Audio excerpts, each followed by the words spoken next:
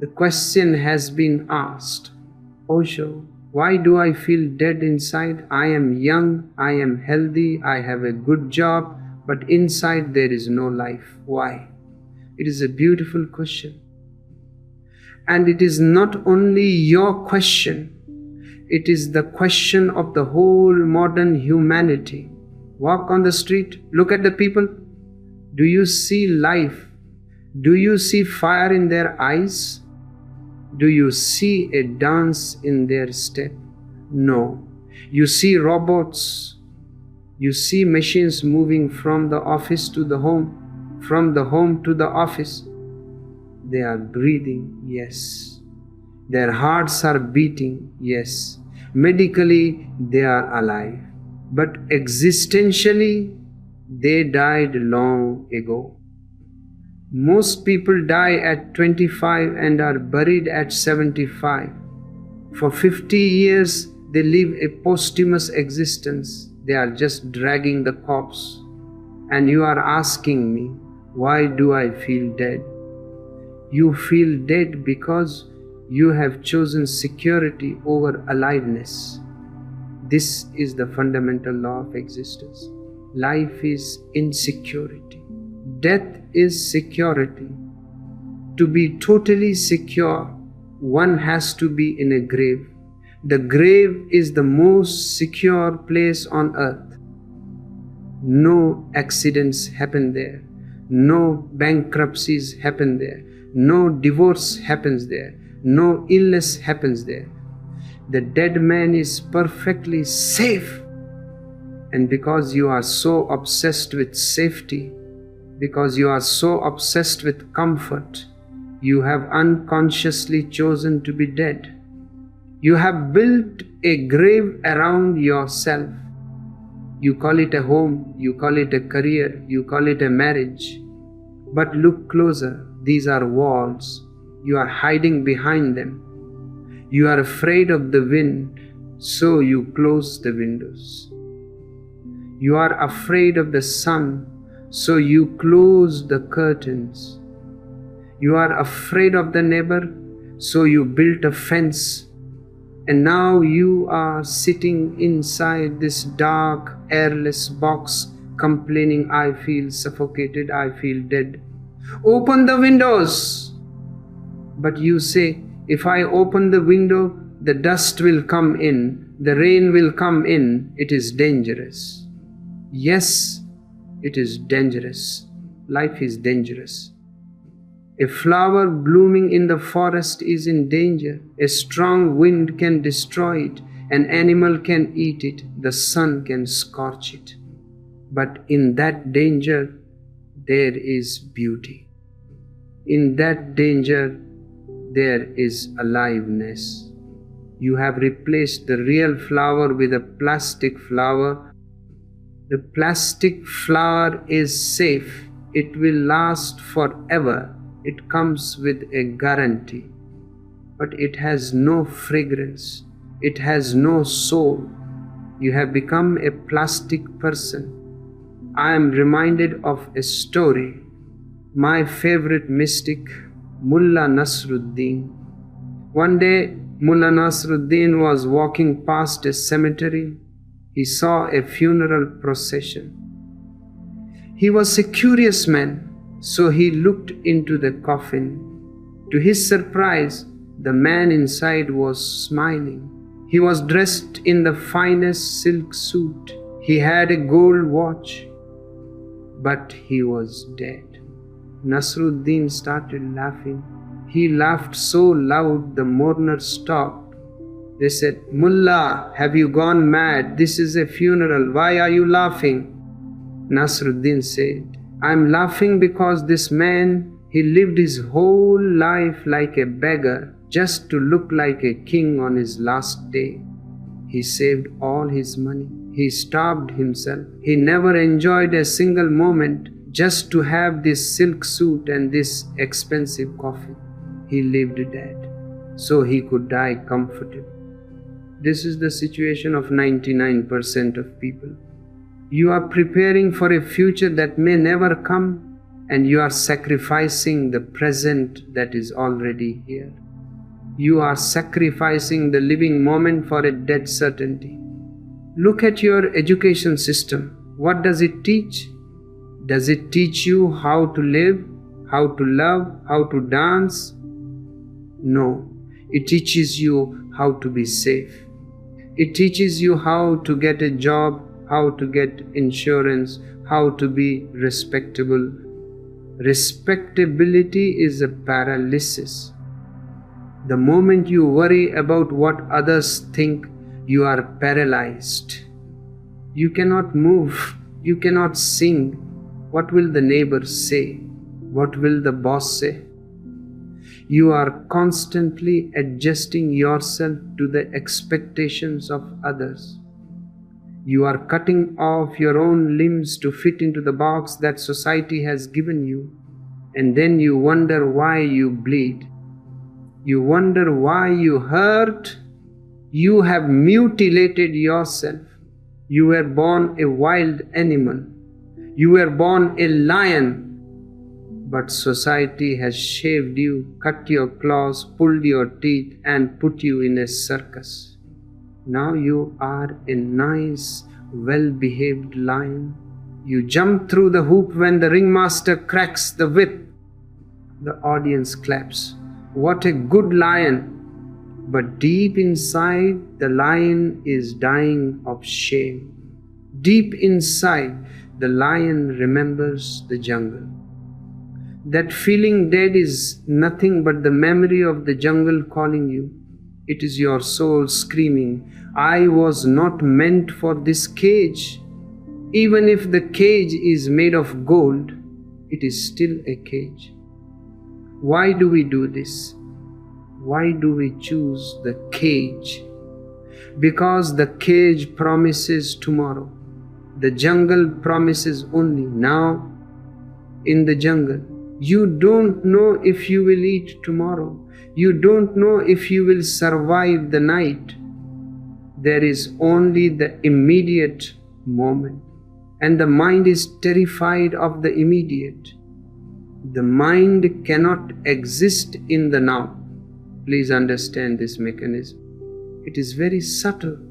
The mind consists of the past and the future. Memory and imagination. If you are totally in the now, the mind stops. Have you noticed? In a moment of shock, say, a car is coming at you. Suddenly, there is no mind, there is no thought. You just jump. In that jump, you are totally alive.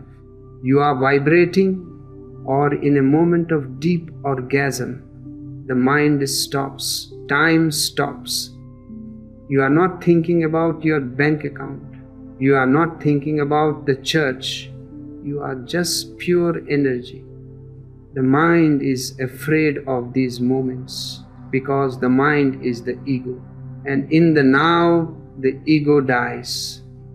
So the mind creates a strategy. The strategy is postponement. Don't live now, live tomorrow. Work hard now, enjoy later. Suffer now, heaven is later. It is always later. And because you move your focus to the future, you withdraw your energy from the present. When you withdraw energy from the present, you become cold, you become lukewarm, you become a zombie. You are eating, but you are not tasting. You are touching, but you are not feeling. You are hearing, but you are not listening. Because your mind is not here. Your mind is in the future, planning your security. And while you are planning, life is slipping by. It is like a man who is so busy reading the menu that he forgets to eat the food. And then the waiter comes and says, "Sir, closing time." And the man says, "But I haven't eaten yet. I was just choosing the best dish." Death is the waiter, and death will not wait for you to finish reading the menu. Death comes without appointment. And the only way to meet death without fear is to have lived so totally, so intensely that you have no complaints. But you are full of complaints because you are full of unlived life. The unlived life accumulates inside you as poison. That is the heaviness you feel in your chest. It is the song you didn't sing. It is the love you didn't share. It is the anger you didn't express. It is all rotting inside. Let us be very hard on ourselves today. Let us be ruthless. Because unless you are shaken, you will not wake up. You are a coward. I am not insulting you. I am simply stating a fact. We are all cowards. We have been trained to be cowards. We call it caution, we call it prudence, we call it wisdom. But it is cowardice. You are afraid of the unknown. Life is the unknown. God is the unknown. Love is the unknown. Only death is the known. Everything that is known is already dead. The moment you know something, it is finished. It is part of your memory. It is a fossil. The alive is always mysterious. You cannot predict it. You cannot predict what your lover will do next moment. If you can predict it, then love is dead. It has become a routine. You cannot predict what the weather will be, but you want to predict. You go to the astrologer, you go to the palmist, tell me my future. Why? So you can prepare, so you can be safe. You want to turn the mysterious future into a dead past. You want to kill the surprise. And if you kill the surprise, you kill the joy. Imagine if you knew exactly what was going to happen every minute for the rest of your life. At 8:01 I will drink coffee. At 8:05 I will sneeze. At 8:10 I will meet my friend. If you knew it all with absolute certainty, you would commit suicide. It would be so boring. Boredom is the feeling of being dead inside, and boredom comes from certainty. You have made your life too certain. You have insured everything. You have insured your car, your house, your health, your life. You have even insured your afterlife by going to church and paying the priest. Here is $5, Jesus, keep a seat for me in heaven. You are a businessman, you deal in insurance. But existence does not sell insurance. Existence sells adventure. And adventure is risky. To climb the mountain is risky. You can fall. But the view from the peak, the view is worth the fall. You are sitting in the valley, safe in your dark cave, asking, why don't I see the view? Why don't I feel the wind?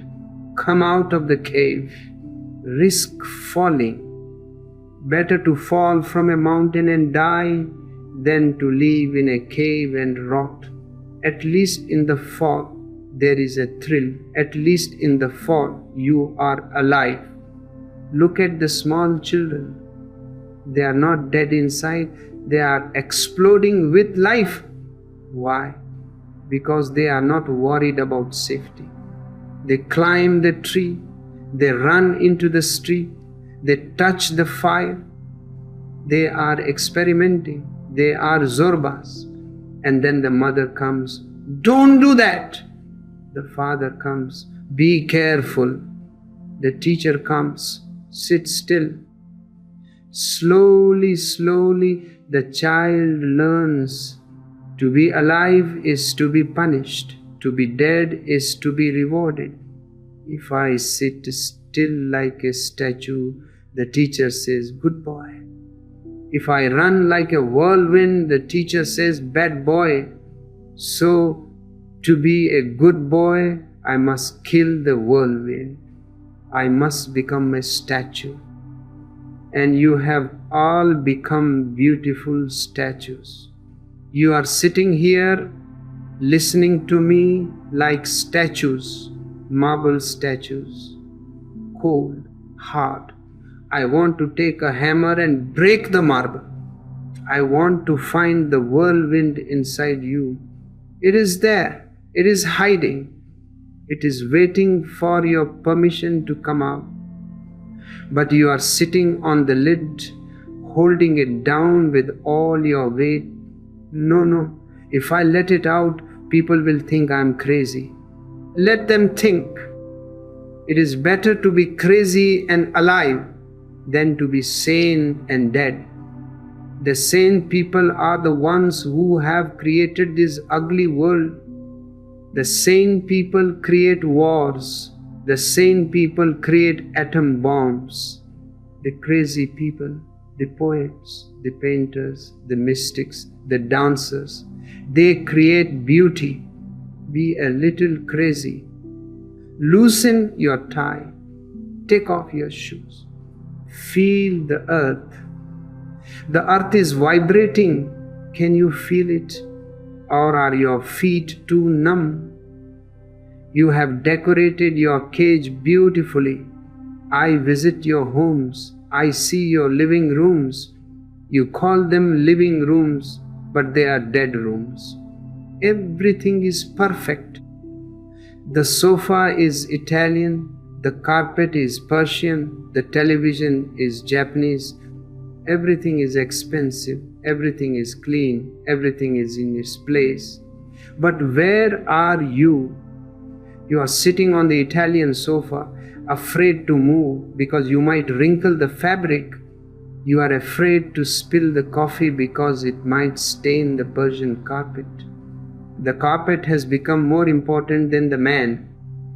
The object has become the master, the subject has become the slave. You are serving your furniture. This is the coffin of comfort. Comfort is a very slow poison. It tastes sweet at first. It feels good to sink into the soft chair. It feels good to have the air conditioning at exactly 22 degrees. But slowly, it makes you soft. It steals your spine. It steals your grit. Have you ever seen a wild animal seeking comfort? Does the wolf look for a pillow? Does the eagle look for air conditioning? No. They live in the raw elements. And because they live in the raw, they are tough, they are vibrant, their eyes shine like diamonds. Look at your eyes. They look like boiled potatoes, dull, tired, glazed over. Why?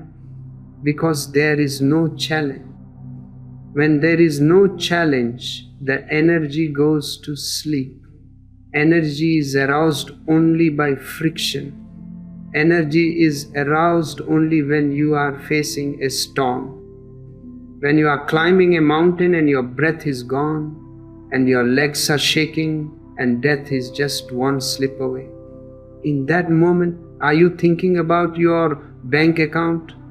In that moment, are you bored? No, you are totally present. Every cell of your body is screaming, live, live. Comfort removes the friction. We have created a civilization of frictionless existence. Everything is smooth. You press a button, the light comes on. You press a button, the food arrives. You don't have to hunt. You don't have to fight. You don't have to run. And because you don't have to use your biological potential, it begins to rot. That dead feeling inside is simply the rotting of your unused energy. It is the stagnation of the river. A river that flows over rocks, falls down cliffs, fights with the mountain, that river is fresh, that river is sparkling. A river that is dammed up, a river that becomes a pool, becomes dirty, it starts to smell, mosquitoes breed in it, you have become a stagnant pool and you are proud of it. You call it success. You say, look at me, I have settled down. The very phrase is significant. Settle down. Dust settles down. Dead things settle down. Life never settles. Life is an uprising. Life is a rebellion against gravity. The tree grows up, the bird flies up, only the corpse lies down. If you have settled down, please check your pulse. You might be dead. You are afraid of the unknown. This is the root of your obsession with comfort. The mind clings to the known. The known is familiar. Even if it is miserable, it is familiar. You fight with your wife every morning, it is miserable. But it is a familiar misery, you know the script. She will shout, you will shout, then you will drink coffee. It is a routine, you are safe in it.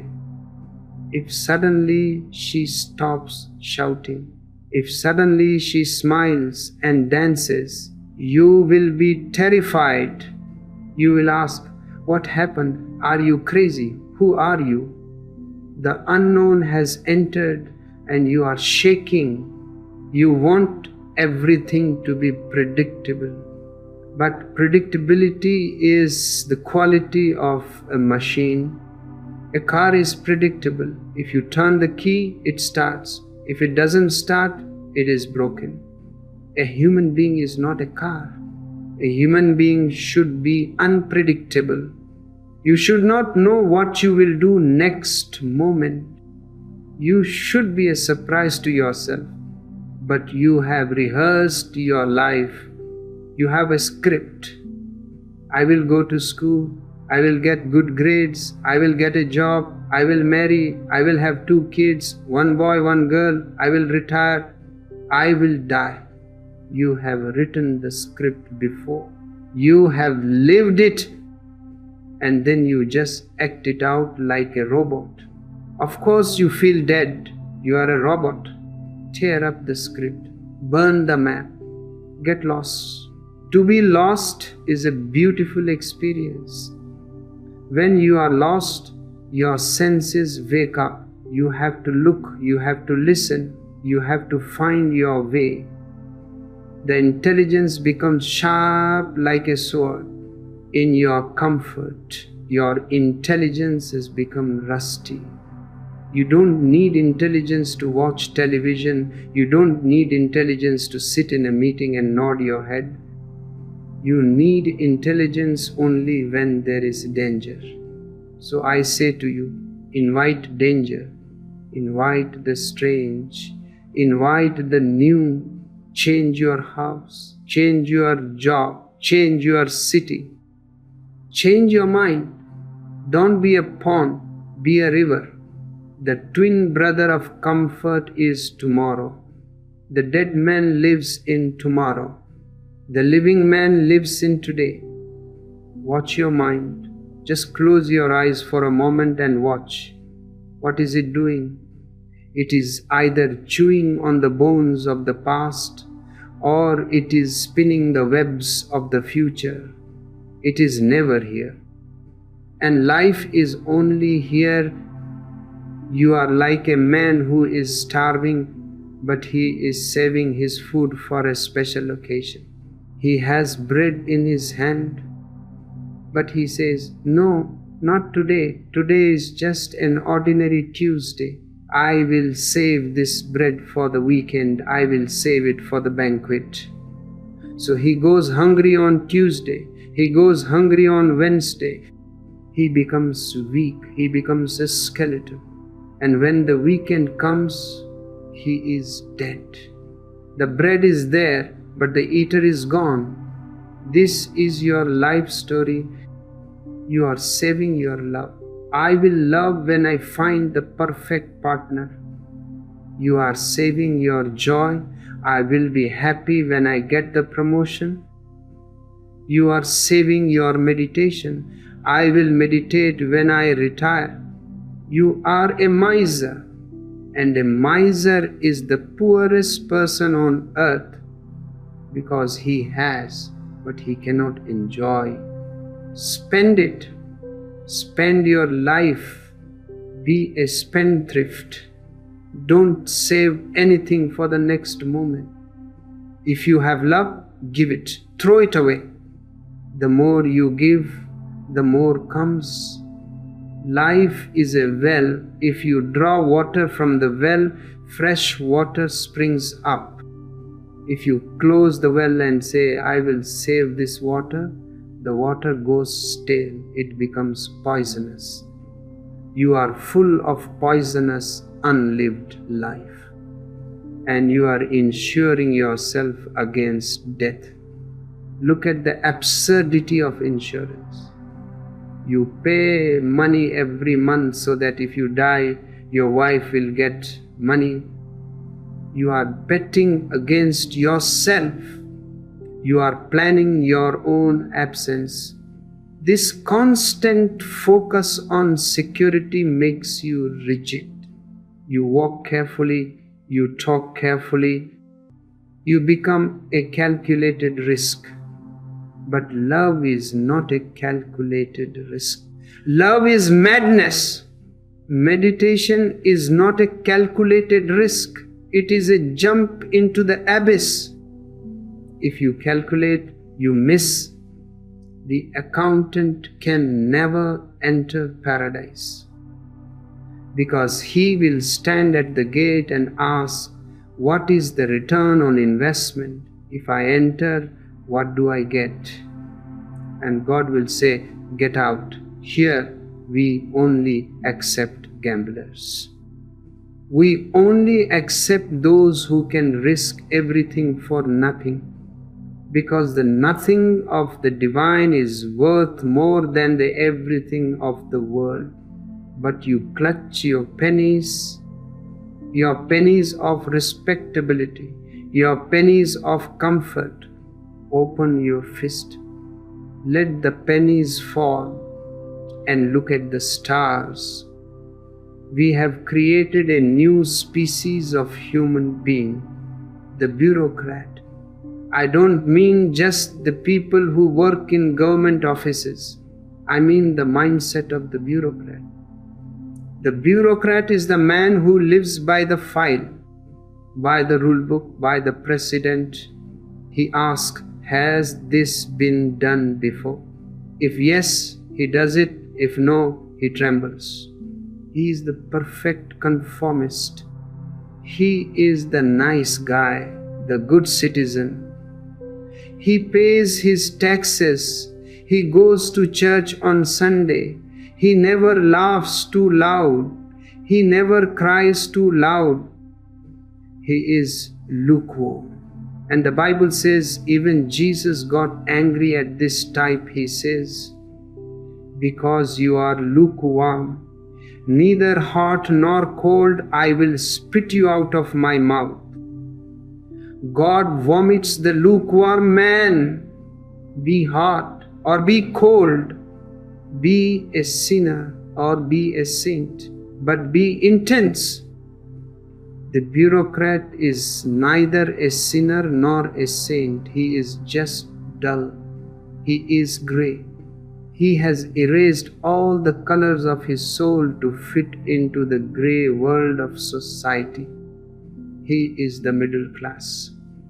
The middle class is not an economic bracket. It is a spiritual disease. The poor are alive. They have to fight for survival. They have a raw strength. The aristocrat is alive. He has the freedom to be eccentric, to be wild. But the middle class is stuck in the middle. He is terrified of falling down to the poor, and he is greedy to climb up to the rich. He is in a constant state of tension and pretension. He smiles when he wants to scream. He bows when he wants to kick. This repression kills the soul. You cannot repress your fire and expect to feel alive. If you repress the fire, it becomes smoke, and you are full of smoke.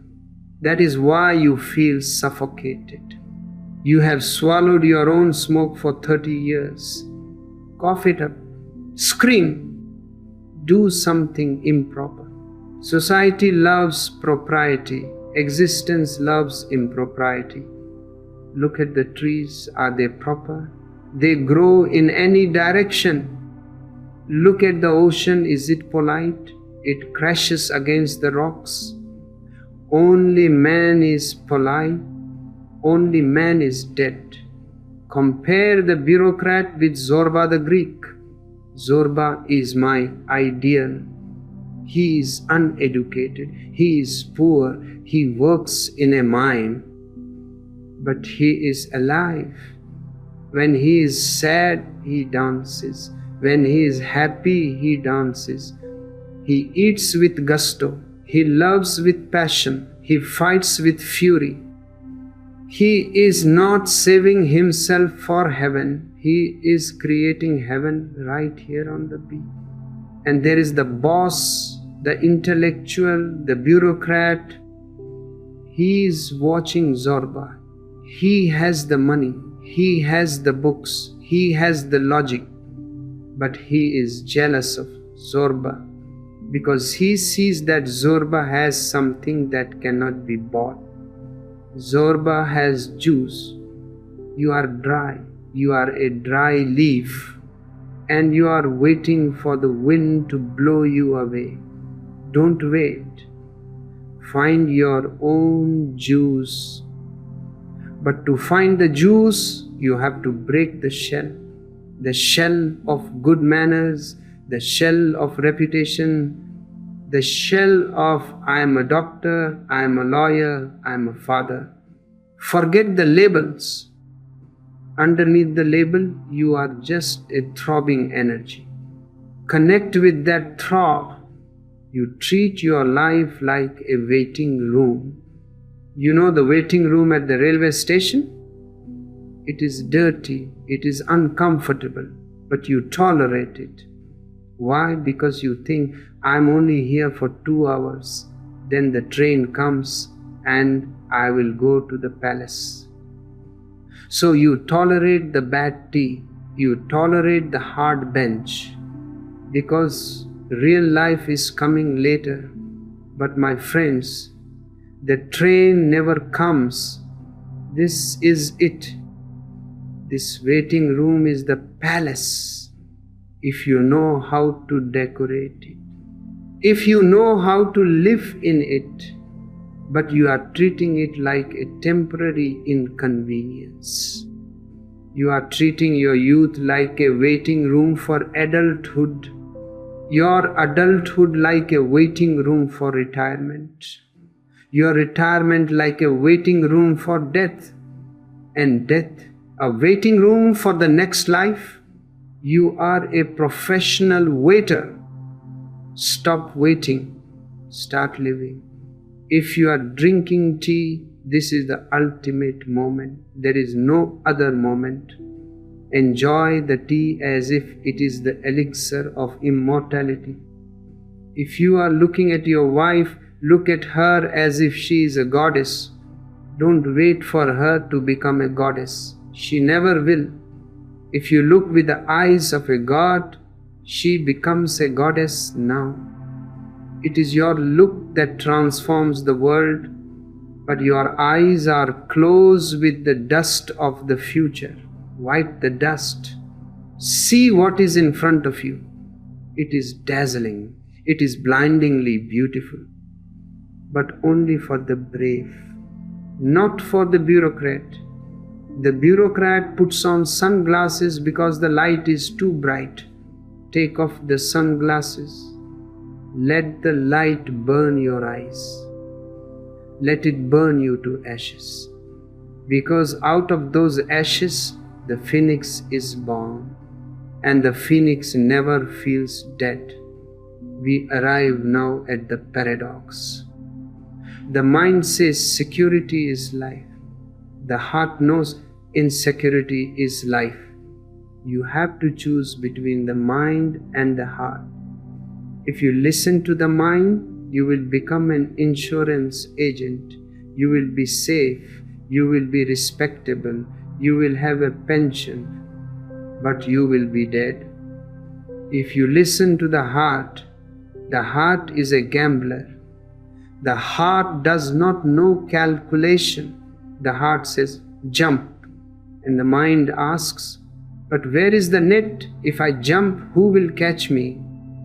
And the heart says, there is no net. That is the beauty of it.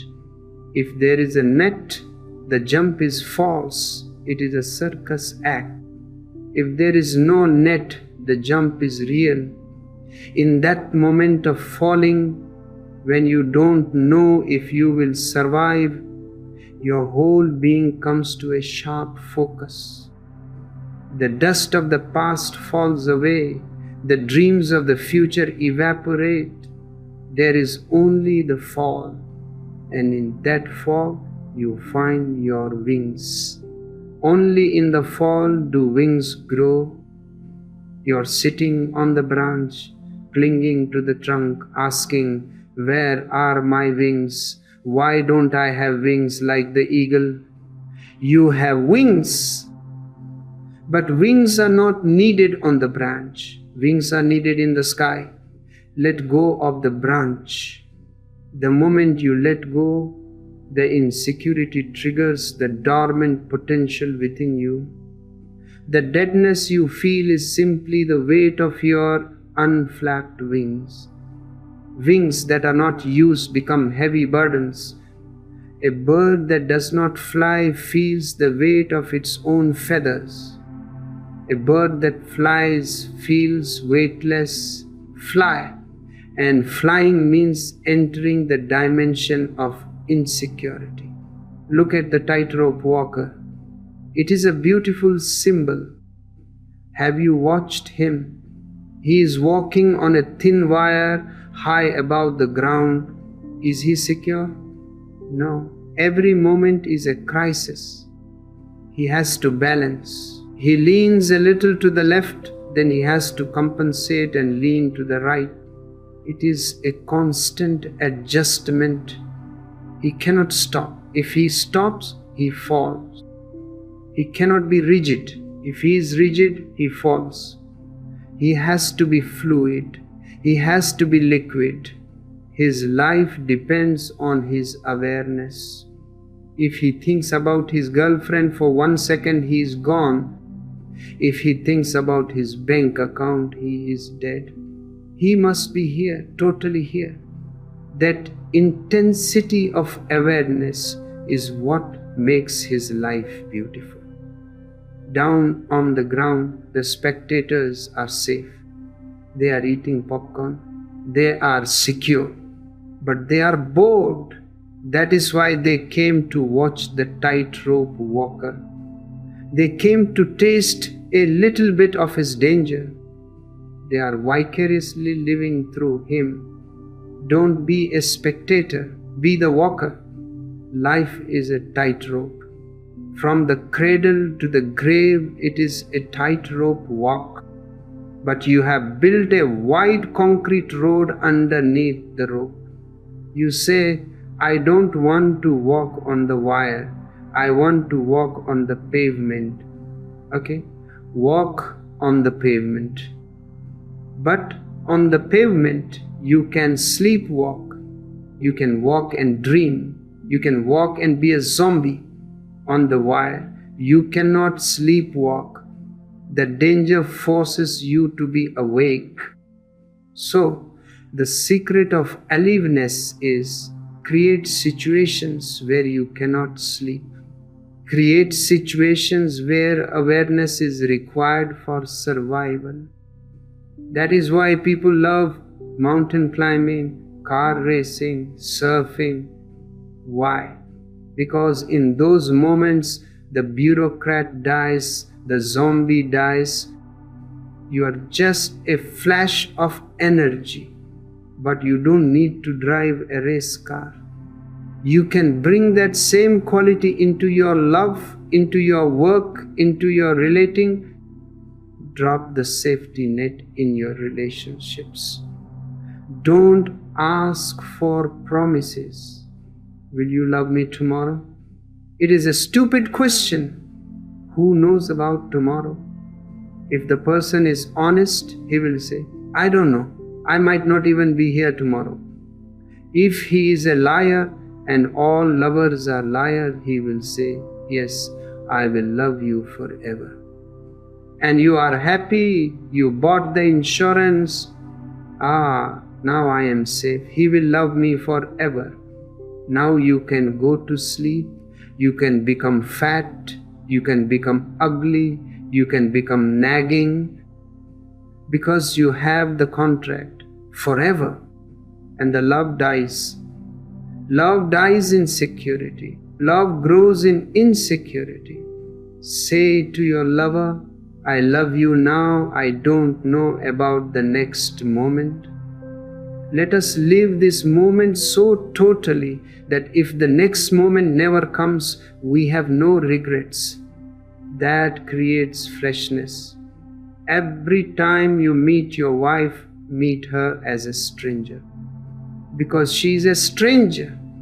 You think you know her because you have lived with her for 30 years? You are a fool. You cannot even know yourself. How can you know her?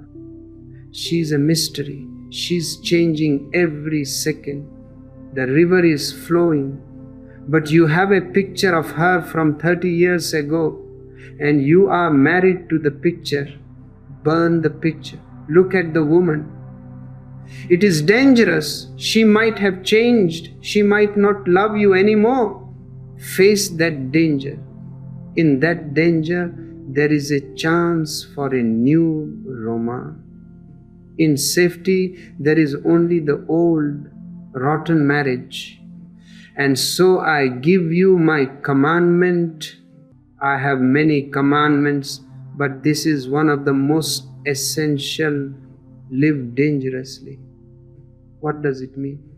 Does it mean you should go and jump in front of a truck? No, that is not living dangerously. That is dying stupidly. There is a difference between bravery and stupidity. To live dangerously means to live psychologically without armor. To live without the defense mechanisms of the ego. To remain vulnerable. To remain open. Even if you are hurt, remain open. Even if you are cheated, but remain trusting. That is dangerous. The mind says, if he cheated you once, close the door. Don't trust him again. That is the logic of safety. But if you close the door, you become a prisoner inside. I say, if he cheated you, that is his problem. That is his karma. But if you close your heart, that is your loss. You have lost your innocence. To keep your innocence alive in a cunning world that is living dangerously. To remain a child amongst the wolves that is living dangerously. And the miracle is the wolves cannot hurt the child. The innocence is a shield, a subtle shield, but stronger than steel. When you are totally innocent, totally trusting, you create a vibration that disarms the enemy.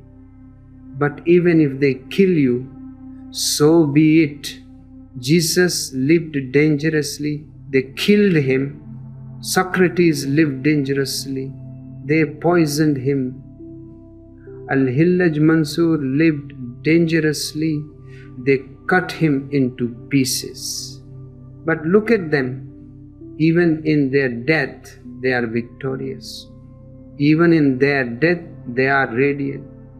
And look at their killers. the judges, the priests, the politicians, they lived safely, they died in their beds, but nobody remembers them. Or if they do, they spit on their names. Who was really alive? The man who died on the cross, or the man who ordered the crucifixion? The man on the cross is eternal. The man in the palace was dead before he died. Friedrich Nietzsche used to say, "Build your house on the slopes of Vesuvius." Vesuvius is a volcano. Build your house on the volcano. What does it mean? It means live with the awareness that death can erupt at any moment. Don't build a fortress. Build a tent. A tent is easy to move. A tent is light. If the volcano rumbles, you can fold the tent and move. But you build concrete palaces. You are glued to the earth. If the volcano rumbles, you are trapped in your own creation. Your attachment is your trap. To live dangerously means to hold everything lightly. Have money, but don't possess it. Use it, play with it, but be ready to lose it. If you lose it tomorrow, don't cry. It was just a game. Have a family, love them, but know that they are not yours. They come through you, but they do not belong to you. They belong to existence. If death comes and takes your child, it is a great tragedy, yes. But the man who lives dangerously accepts the tragedy. He says, "The Lord gave and the Lord has taken away." He remains centered. The storm comes and shakes the tree. The leaves fall, the branches break, but the roots remain deep. Be rooted in your being and let the surface be a storm. The combination of deep roots and stormy surface, that is the definition of a yogi. The bureaucrat has no roots and he is afraid of the storm. The Zorba enjoys the storm but has no roots. I want you to be Zorba the Buddha. Roots in the center of the earth, head in the center of the storm, dancing with the cyclone. Consider the ships in the harbor. A ship in the harbor is perfectly safe.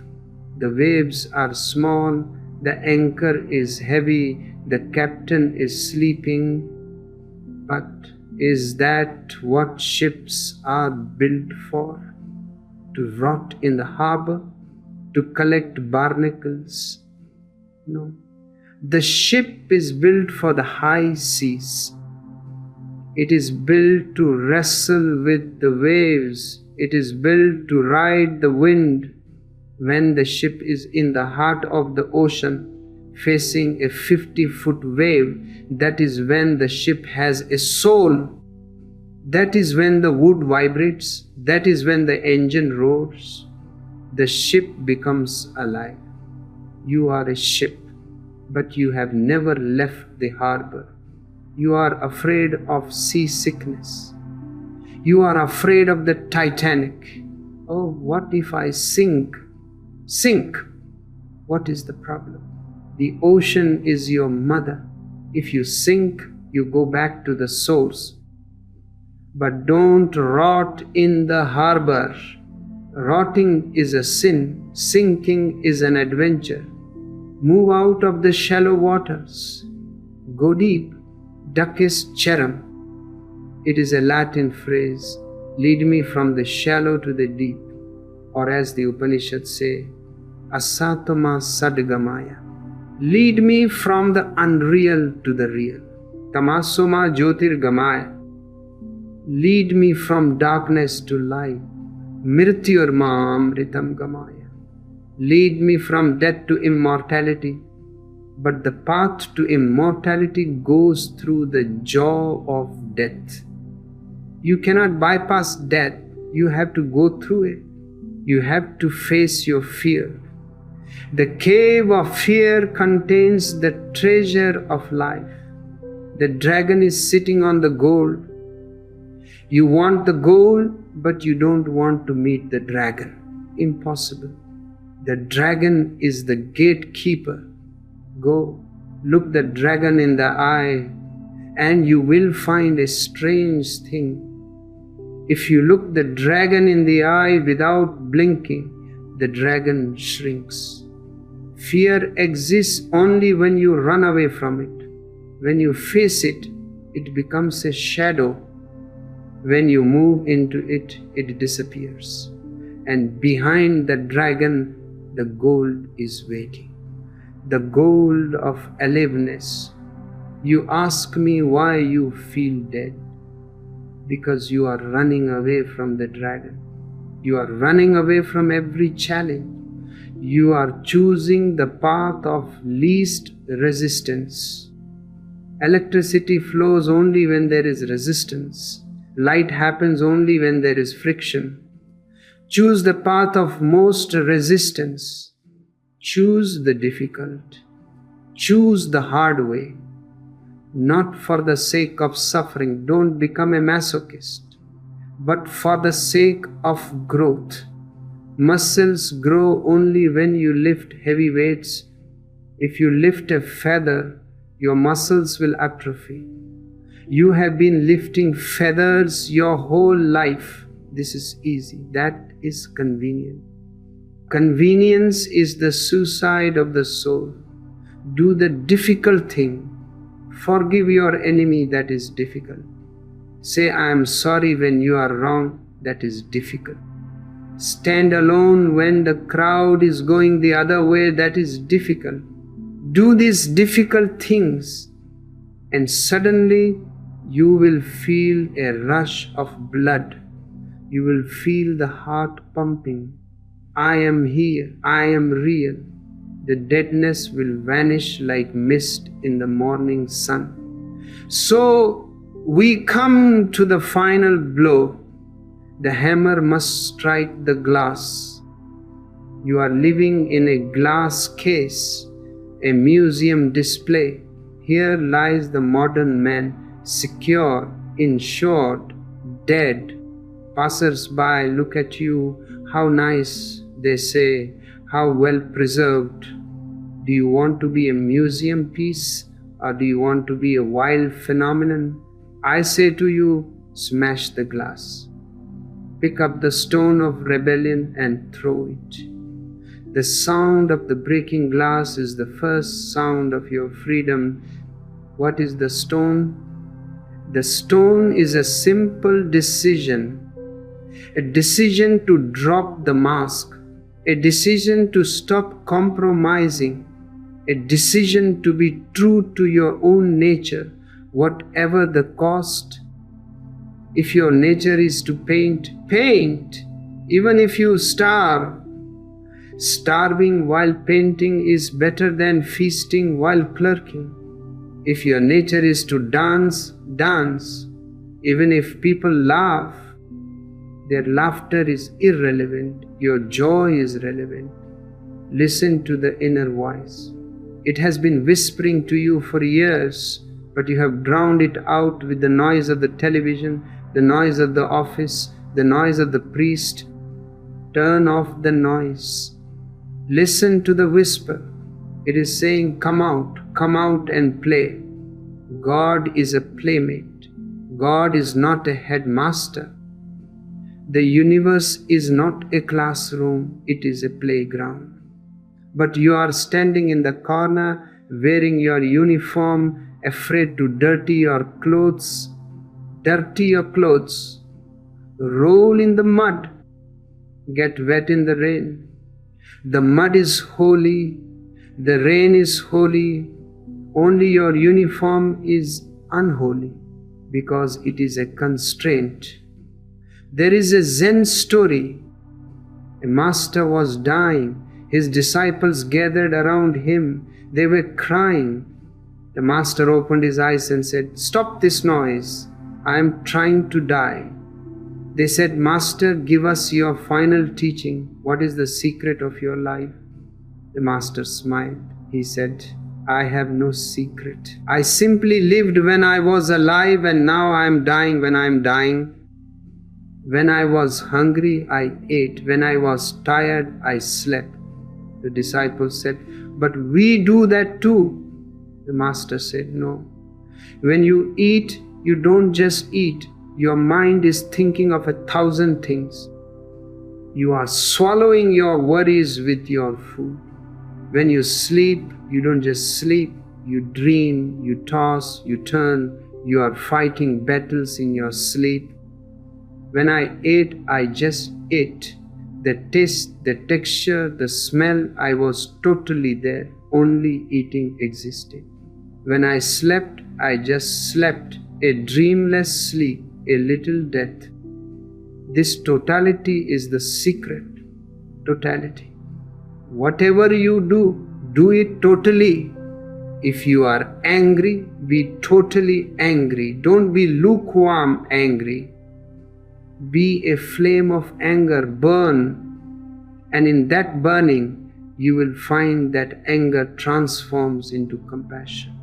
If you are loving, be totally loving. Don't hold back.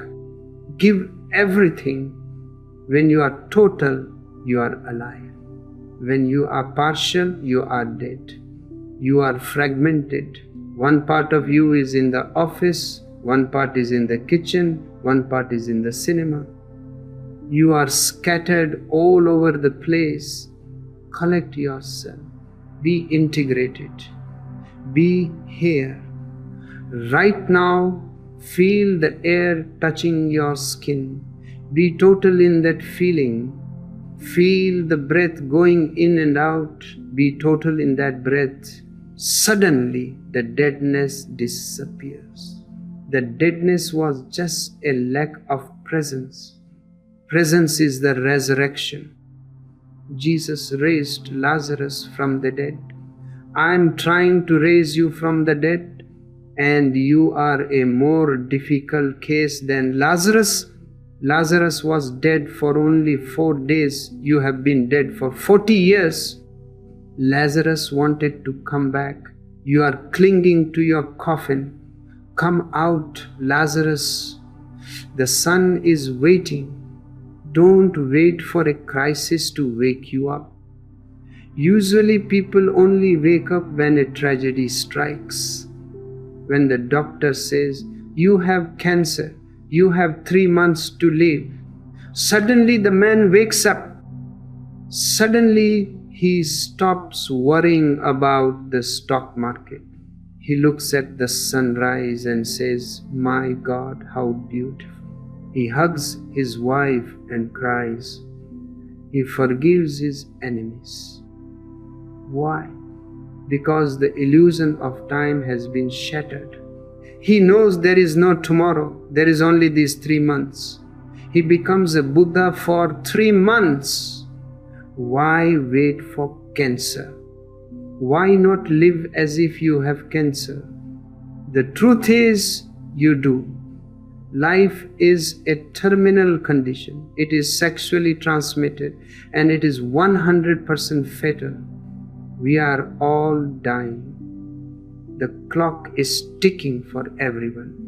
You might not have 3 months. You might have 3 minutes.